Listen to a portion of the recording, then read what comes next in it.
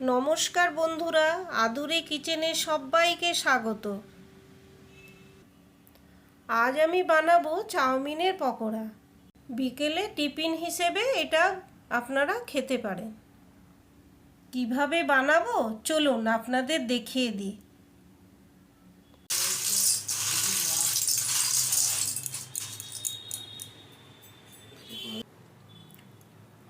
আগের থেকে গরম জল করে রেখেছিলাম, এই চাউমিনটাতে দিয়ে দিচ্ছি।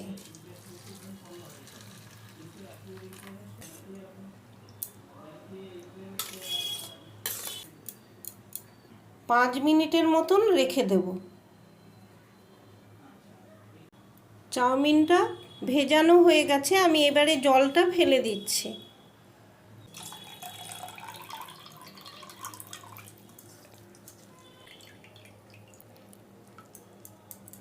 একদম জলটা ঝরিয়ে নিলাম। এবার চাউমিনের পকোড়ার জন্য একে একে তার উপকরণগুলো দিয়ে দেব। পেঁয়াজ কুচি দিয়ে দিচ্ছি, রসুন কুচি দিয়ে দিলাম,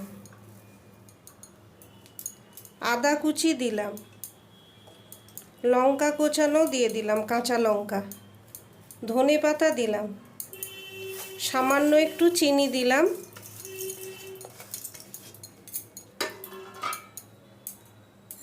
পরিমাণ মতো নুন দিলাম। এবারে ডিম দিয়ে দিচ্ছি।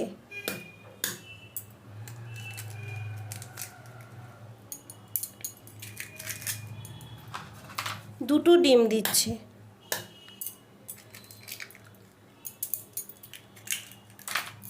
এবারে আমি মেখে নিচ্ছি ভালো করে। এই চাউমিনের পকোড়াটা ছোট থেকে বড় অবধি সবাই খুব ভালোবাসে, কারণ একঘেয়েমি চাউমিন খেতে ভালো লাগে না। তাই বিকেলবেলায় এই চাউমিনের পকোড়া করে দিলে বাচ্চারা খুব আনন্দ সহকারে খেতে ভালোবাসে। তাই বাড়িতে যদি এরকম উপকরণ থাকে চটজলদি করা যায়। আমার এটা মাখা হয়ে গেছে, এবারে আমি কড়াই বসিয়ে দিচ্ছি। কড়াইতে সাদা তেল দিয়ে দিচ্ছি।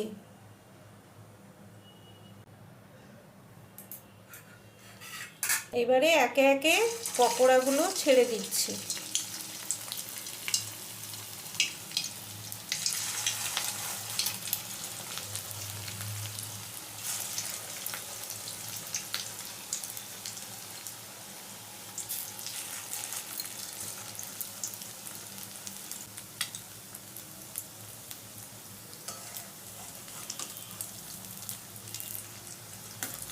পকোড়াগুলো উল্টে দিচ্ছি। এক পিঠ হয়ে গেছে, আর এক পিঠ। চাউমিন পকোড়াতে আমি হলুদ দিইনি, আপনারা চাইলে হলুদ দিতে পারেন, আমি এখানে ব্যবহার করিনি হলুদ।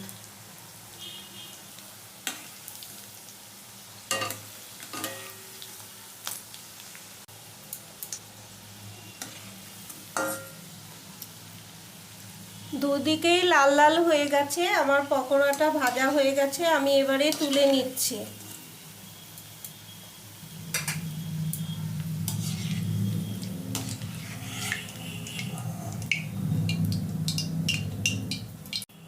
এইভাবে লাল লাল করে ভেজে নিতে হবে।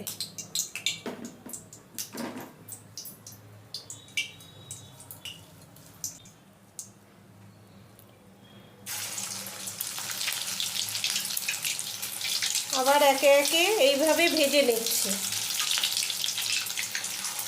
যেহেতু চাউমিন পকোড়ায় আমি ডিম ব্যবহার করেছি, তাই জন্য তেলটা একটু ফেনা ফেনা হয়ে যাচ্ছে।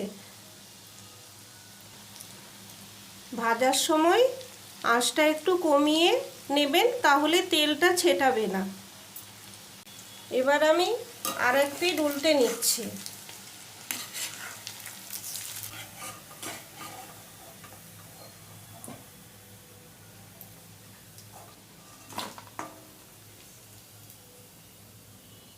এইভাবে বাকিগুলো আমি সব ভেজে নেব। সব কটা পকোড়া আমার ভাজা হয়ে গেছে। এইবার আমি পরিবেশন করে নিচ্ছি।